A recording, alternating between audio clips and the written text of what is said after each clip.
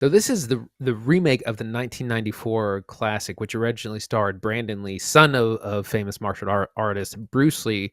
Brandon Lee was tragically killed in this movie, very similar to the Rust shooting with Alec Baldwin a couple of years ago. Brandon Lee was also killed by a firearm that had a live round, or something went wrong with that whole process, was killed on set of the film. They were able to finish it, and it went on to be a huge success. Was made for around $20 million. Was $100 million film in the early '90s. Spawned two sequels.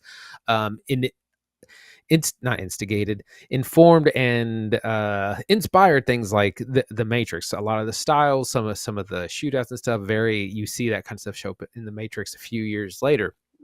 So here we are, 30 years later. It's directed by Rupert Sanders, who's also directed things like Snow White and the Huntsman and Ghost in the Shell. This movie is about Eric Draven, and his love Shelly. In this version, they are two recovering addicts who find each other and fall in love in a rehab center. They eventually break out and kind of go on the run for a little bit because of her connections and who she is. She's got friends with a lot of money, and they have a hideout for a while. But Shelley has seen things that she shouldn't have, and there's some gangsters after them. And this is kind of long as going on in this film, but they are tragically killed, and Eric Draven comes back to life as the Crow, and has superhuman abilities. He can be shot, stabbed, but he heals and recovers, and he's on a quest for revenge and to find out the truth of who is behind all this. This is nearly beat for beat from the original. I tried to watch the original. I only got about 2/3 of the way through, but it does some things differently. We have a kind of a different B plot going on. Lots to talk about. Zach, what do you think? I was going to jump in here and say that I have not seen the original, so I'm just going to review this objectively. You don't have to worry about my opinion being tainted, but that Andy had, and he can explain. And it's so much funnier that you tried to watch the original and gave up halfway through. That's about the funniest possible way to approach this. It's just kind of slow. It was a big hit, but man, it was just a little slow.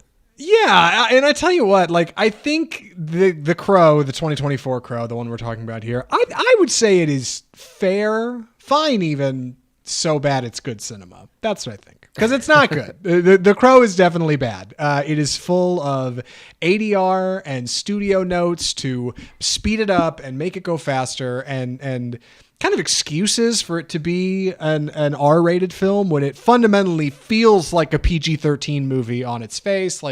It just feels like there was some fighting behind the scenes. It feels like things didn't work out that good. And what we get is a movie that's a story you've seen before, right? Like man and woman are in love, something happens to woman, man gets superpowers, becomes human pincushion, defeats evil, attempts to save woman. Good stuff. Fine story. Broad. You don't have to think too much about it. And the stuff that works in The Crow, I think, is not bad. The black goo and the tattoos and the trench coat and the dark stuff and the you can't die.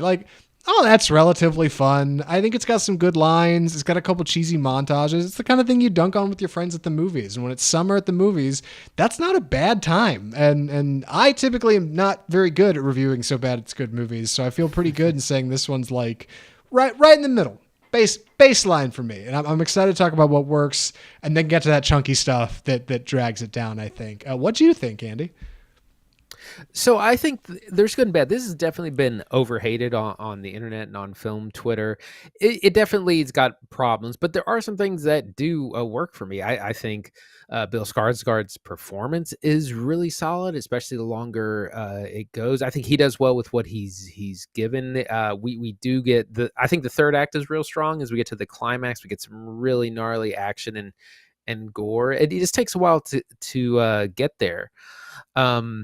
But I kind of want to start with the plot a little bit because this is probably the biggest difference from the original. In the original, he is the Crow from the very beginning, and you get the flashbacks of their death, or you get their death in flashbacks throughout the film. So he starts the revenge right from the beginning.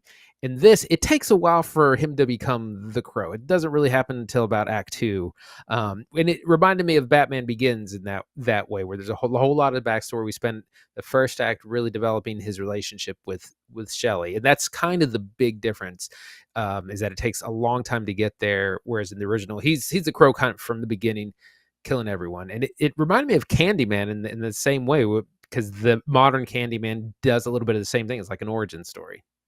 Yeah, I was reminded of like the first Deadpool film, or even more recently, like Deadpool and Wolverine, in that you have a character who's like functionally invincible, but is flawed in their interior, right? Eric is a character who is full of problems. We first meet him at a rehab facility, and he is not at all normal. And hilariously, the movie is full of imagery and words and sounds that are all screaming like they came out of the inside of a Hot Topic, right? Like Eric's like cell at the rehab facility has all these like just like the most I'm 14 and this is edgy like ballpoint pen drawings of like dark twisted stuff and these weird stick figure characters. And FKA Twigs comes in. She's like, "Oh, this looks great.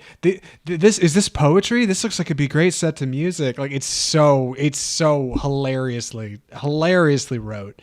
And like this extends to like their tattoos. Their general character design is goofy on its face because it doesn't go far enough to like be taken seriously. At least for me, like it still feels like a summer movie. But the characters playing them or the actors playing them do a great job. Skarsgard goes all the way. Like he is wildly toned for this feature. I couldn't tell you what his diet's been like.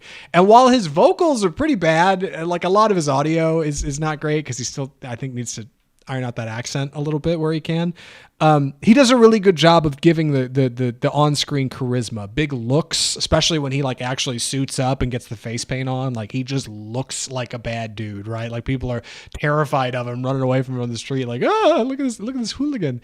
FKA Twigs, meanwhile, like not bad. She kind of has this doe-eyed appearance going for her. Reminds me of like early Mia Goth, right? I could see her doing like a period film, some Victorian thing where she's got like braids and like a big bonnet that she wears, like, or she can do something like this where she's like hyper modern. She's living out of her friend's penthouse and is tied up in some sketchy deals with sketchy characters, but mostly a well-meaning individual. And then there's Danny Houston, who plays the villain. You'd know him as Stryker in an X-Men Origins Wolverine movie. He was also in oh God, I don't know. He's played a couple villains in the past. He's a lot of stuff. I'll IMDb him in a minute. He has like the chunkiest script to try to deal with because his character has some unique abilities, I should say, that run counter to our Crow protagonist. But he does a good job. Like he hams it up, I think, in just the right way. He knows it's goofy. He still delivers it with force. Like I don't know. Like between the three talents at the lead of this film, I think they all earn their paycheck. They all do a fine job. Tonally is where I think the movie does not work super great, and that's where you get a lot of laughs. Yeah, I agree. So in the original, Danny Houston's character is not in it.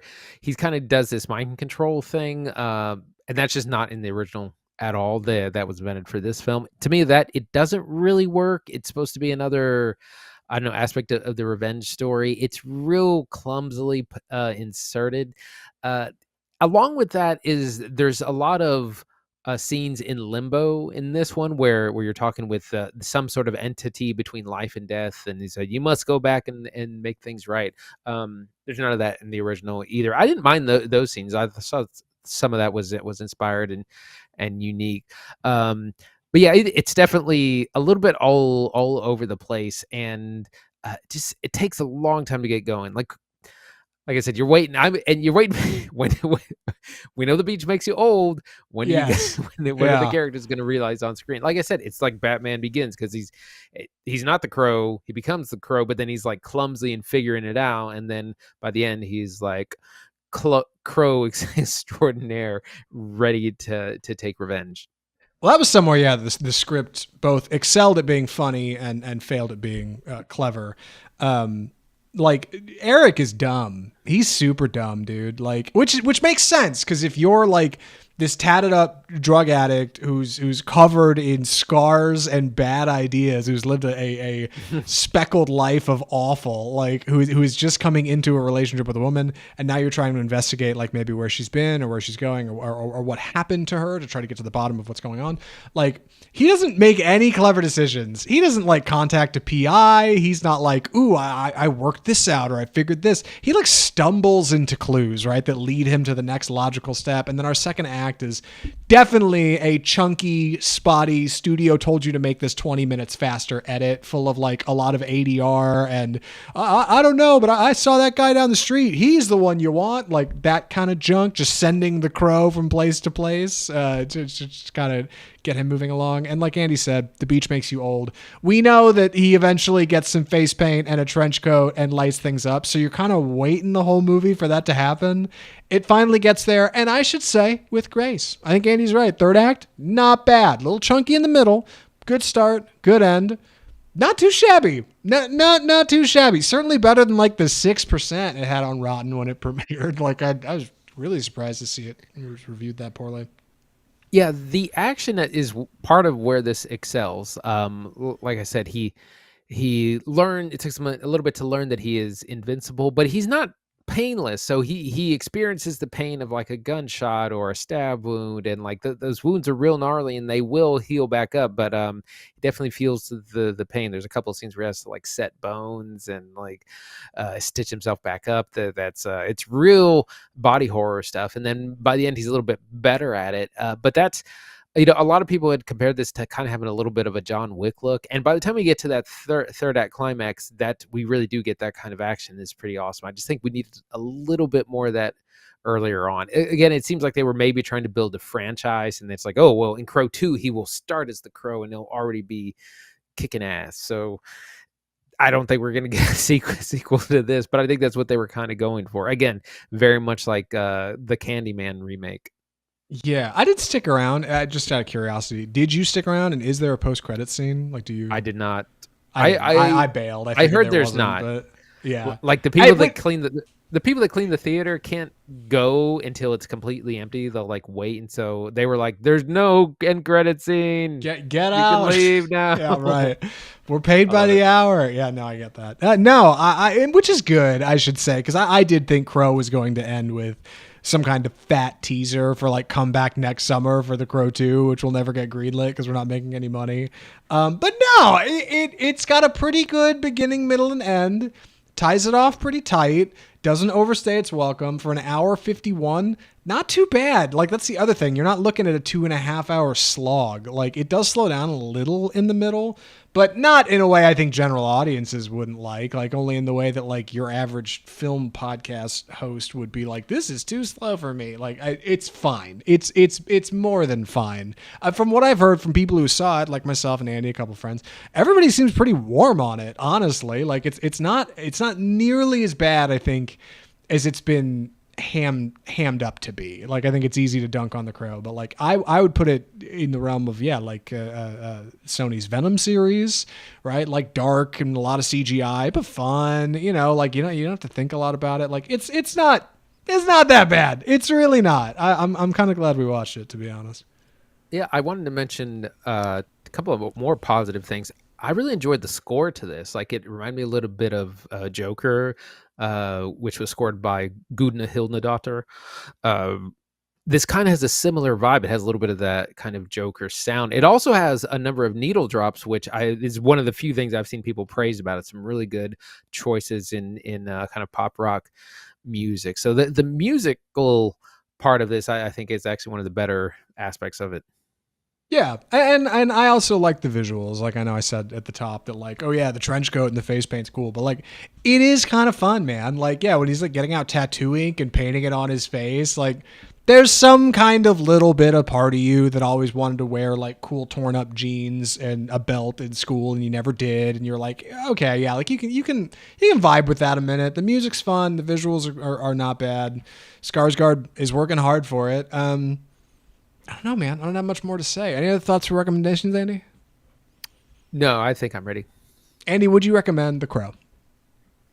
I would definitely say save it for streaming unless if you're a big fan of The Crow, like you're a big fan of the 1994 version. It kind of has a cult following, and you're really interested. I think you might enjoy it, but you just got to go in a little bit with an open mind, knowing that they've made a lot of different changes from the original. They spend a lot more time on him and Shelley's relationship at the beginning. It takes a little bit time to kind of get to the action, but when we do, I think it's pretty fantastic. If you're on the fence, like I said, save it for streaming. Watch it in 6 months. Yeah, I think Crow's not bad. I would put it in like the $5 Blu-ray bin at Walmart. You know what I mean? Like in the way that like, yeah, it's not great. All right. But if you catch it on sale or it's on TV or your friend throws it on in October at a Halloween party, like you might find yourself actually watching a few minutes. You might be like, hey, wait a second. This isn't too shabby. Like I'm surprised at the hate it's gotten. It bums me out. It's not going to do better. It is by no means a great movie. It's not making a top 10 list this year, at least not for me. But you know what? Crow's not that bad. It's not that bad. I've seen so much worse, dude. So much worse. We've seen like, some junk this year. It's true. Yeah, Crow's not too shabby. I mean, I was talking about last week when I watched Jackpot. I had to watch it in like 3 parts because I was bored out of my mind. At least like that didn't happen in The Crow. Yes, our Jackpot review last week is much shorter, and if you want to check that out, hit the feed. You can check us out. You know, see old episodes of Off Script, what have you. Just shamelessly plug the show. Anyway, we should move into the next segment of our episode. Andy, what do we call this segment? It's time for the trailer park.